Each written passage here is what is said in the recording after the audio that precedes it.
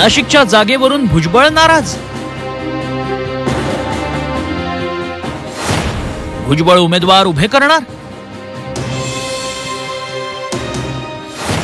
नाशिकच्या जागेची डोकेदुखी कायम. नाशिक लोकसभा मतदारसंघातून छगन भुजबळ यांनी माघार घेतली. मात्र त्यांचे विश्वासू सहकारी दिलीप खैरेंनी अर्ज घेतल्यानं खळबळ उडाली आहे. छगन भुजबळ यांना मराठा समाजाकडून मोठ्या प्रमाणात विरोध होऊ शकतो असं भाजपला वाटतं. त्यामुळे भुजबळांनी माघार घेतली असली तरी त्यांच्याच गोटातील उमेदवार दिला जाणार असं समोर येत आहे. एका बाजूला शिंदे गटातून हेमंत गोडसे, अजय बोरस्ते, भाजपकडून स्वामी शांतिगिरी महाराज बाशिंग बांधून बसलेत. त्यात दिलीप खैरेंनी अर्ज घेतल्यानं भुजबळांच्या राजकीय खेळीची चर्चा सुरू आहे.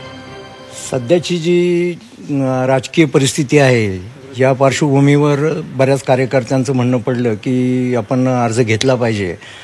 त्यामुळे आम्ही आज अर्ज घेतलेला आहे. पुढील दिशा आदरणीय भुजबळ साहेबांशी चर्चा करून आम्ही त्याचा निर्णय घेऊ आणि भुजबळ साहेब सांगतील त्याप्रमाणे पुढचा निर्णय घेण्यात येईल.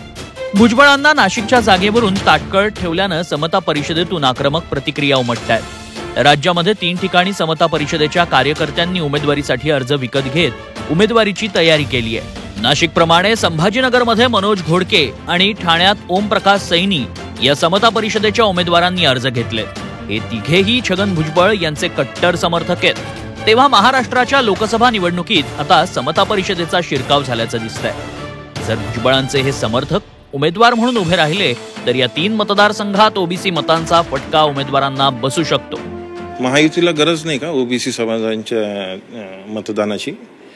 ओबीसी समाजा 62%. भुजबळ साहेब ज्यावेळेस रस्त्यावर उतरले ओबीसी समाजासाठी तेव्हा तुम्हाला गरज होती भुजबळ साहेबांची. आता भुजबळ साहेबांनी लोकसभेत जाण्याची वेळ आली, आमचं नेतृत्व संसदेमध्ये जाण्याची वेळ आली तर तुम्ही त्यांना 1 महिन्यापासून ताटकळत ठेवताय. मग महायुतीला गरज नाही का आमची भुजबळ साहेबांची ओबीसी समाजाची? भुजबळ याबाबत कार्यकर्त्यांना योग्य समज देतील असा विश्वास शिंदे गटाचे प्रवक्ते संजय शिरसाट यांनी व्यक्त केलाय. भुजबळ साहेब योग्य तो समज त्यांना देतील, परंतु एक नक्की आहे की हे महायुतीचं सरकार सर्व जाती धर्माच्या लोकांना बरोबर घेऊन चालणारं सरकार आहे. मराठा ओबीसी वादामध्ये भुजबळांच्या भूमिकेनंतर आता लोकसभा निवडणुकीत भुजबळांची ही तिरकी चाल ठरली आहे. त्यामुळे ही चाल ओबीसी राजकारणाला पुढच्या कुठल्या दिशेला नेते हे बघणं औत्सुक्याचं ठरणार आहे. व्हिडिओ जर्नलिस्ट सोनू भिडेसह योगेश खरे, झी मीडिया, नाशिक.